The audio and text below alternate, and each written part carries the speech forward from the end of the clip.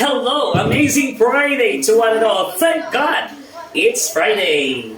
So we are thankful once again to our loving Father for giving us another day to smile and to inspire. So guys, we are congratulating those teachers who submitted themselves for K-promotion. So grabe ang ilang activities na tudwakan daw, nag-demo sila at the same time, nagbuhat sila sa ilang mga paper documents for the COI and INCOI. Ikot sila at the start, nangalungkoy na sila at the outset of the call. They were a bit discouraged and not upset but disappointed maybe because of there were SSSS, mga mga satisfactory and that immediately put them to apprehension mode. But later on, because DepEd has actually released new memo, so nabuhian na pong dugo. And right now, soon, these teachers will now abot kamay na.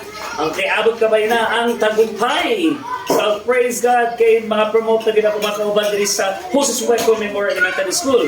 And pagsunod pa lang lisod, but later on, nag-smile na sila. Kaya happy na sila. Just imagine, from teacher 3 to teacher 6, na kung improvement in terms sa ilahang professional development, in terms po sa ilahang salary. Alright, God bless you and happy Friday, everyone.